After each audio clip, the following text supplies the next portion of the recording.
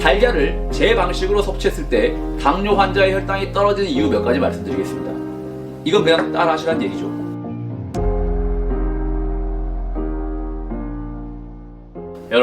여러분들 냉장고에 있는 흔한 재료인 달걀로 당뇨의 위험을 줄일 수 있다는 사실 알고 계셨나요? 그런데 한 번만 먹어도 효과가 나온다는데 달걀을 매일 먹는 나는 왜 당뇨에 걸렸나? 뭐 이런 의문점이 생기시는 분들도 계실 겁니다.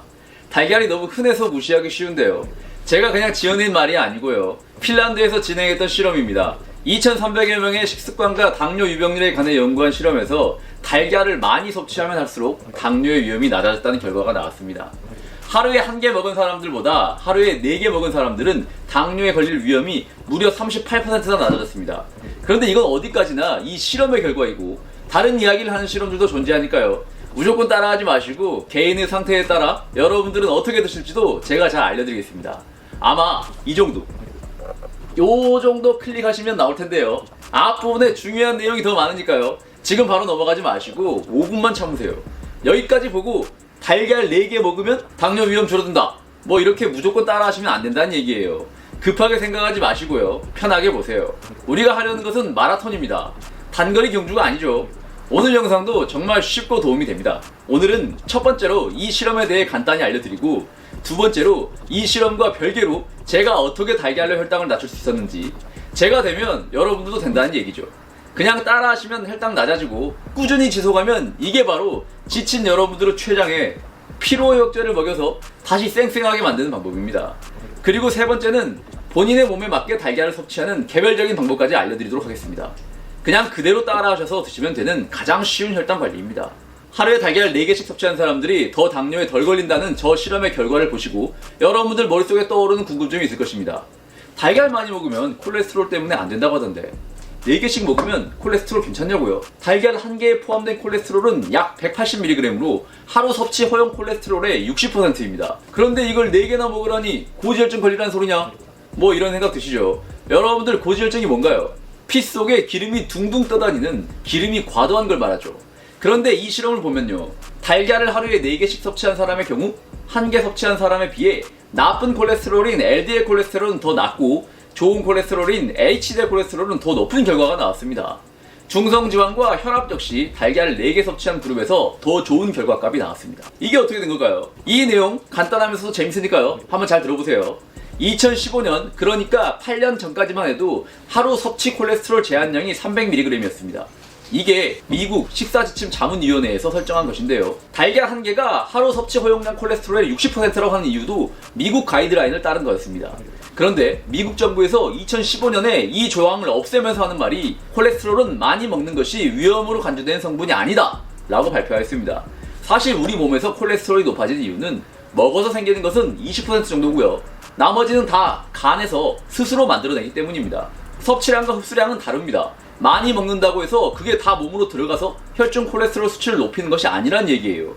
음식으로 섭취한 콜레스테롤에 대한 연구인데요. 천장 효과라고 해서요. 이 그래프를 보시면 음식으로 섭취하는 콜레스테롤이 어느 정도까지는 혈중 콜레스테롤 수치를 끌어올리게 됩니다. 그런데 이 이상으로 섭취해도 건강한 사람이라면 더 이상 혈중 콜레스테롤 수치가 늘어나지 않습니다.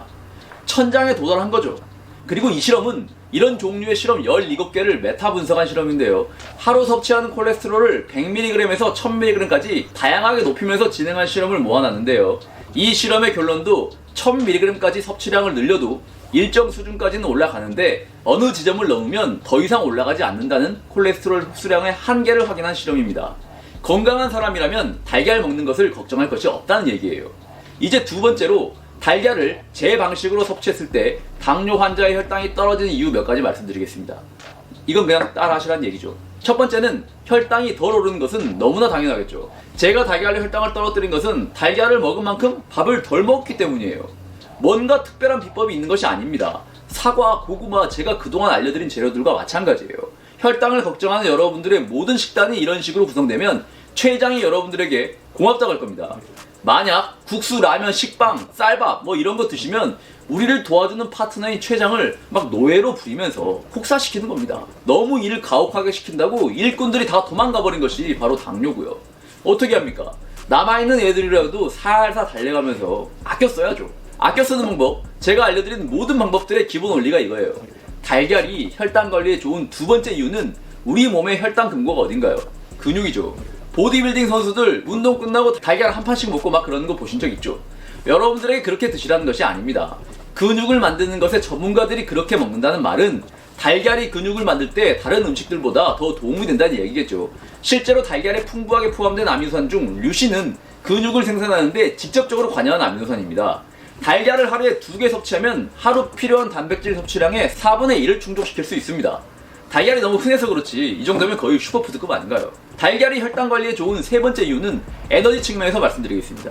이 부분은 우리가 그동안 평소에 간과하던 내용이니까요. 잘 들어보세요. 어렵지 않습니다. 도움이 된 이야기예요. 아침 식사에 탄수화물이 너무 적으면 힘이 안 난다는 분도 계실 겁니다. 연구를 하나 보여드릴게요.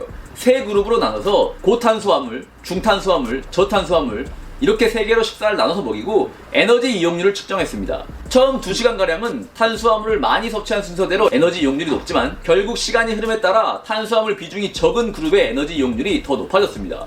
무슨 말이냐면요. 탄수화물을 많이 먹어서 인슐린이 빵 하고 터지면 순환하는 혈류 안에 혈당 중에 에너지원으로 활용해야 할 것까지 모두 저장형으로 바꿔버리기 때문에 시간이 지남에 따라 오히려 에너지로 활용할 분량이 줄어든다는 것입니다. 아침 식사를 든든하게 해야 힘이 난다는 것이 밥을 많이 먹어야 한다는 말이 아니에요. 달걀과 채소에 들어있는 정도만 드셔도 혈당 높아지지 않아 췌장에 무리 주지도 않고 에너지원으로도 활용 더 잘 된다는 얘기입니다. 이렇게 좋은 것을 여러분들 몸에 활용하기 위해서 꼭 아셔야 할 것이 있습니다.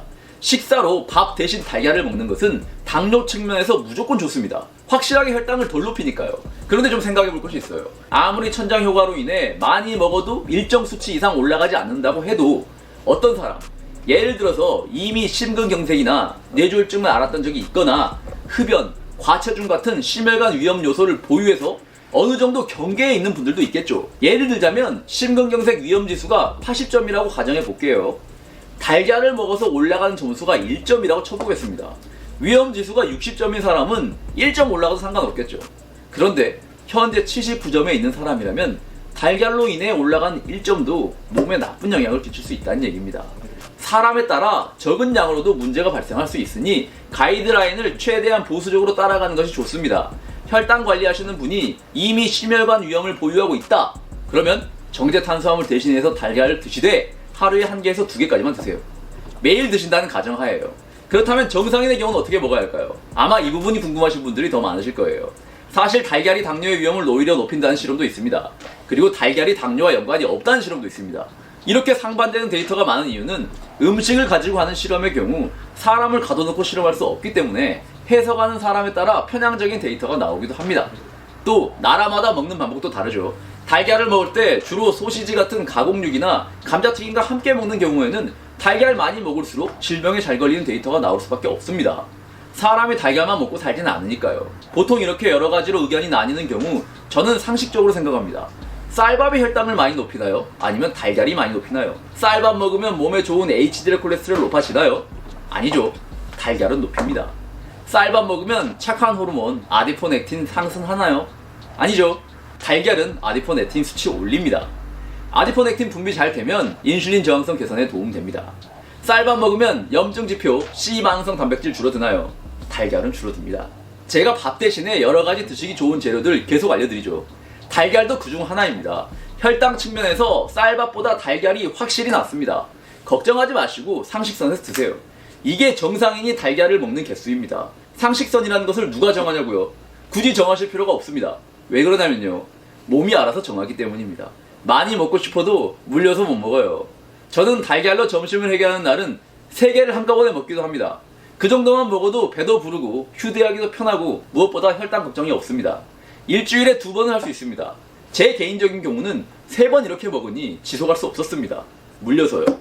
이건 당연히 사람마다 다르겠죠. 그럼 일주일 동안 먹는 21번의 식사 중에 2번은 달걀 때문에 제 췌장이 편하게 쉬겠네요. 나머지 2번은 자색 고구마가 담당합니다. 사과도 한 번씩 들어오고요. 브로콜리와 토마토도 들어옵니다. 점심 때만 이렇게 드셔도 췌장을 30% 아껴 쓸 수 있습니다. 이 쉽고 확실한 효과가 나오는 방법을 안 할 이유가 있나요? 여러분들만의 쌀밥 대신에 드셔서 혈당을 낮출 수 있는 레시피도 댓글로 공유해주세요. 함께 가면 가는 길이 외롭지 않습니다. 그럼 다음 시간에 또 만나요.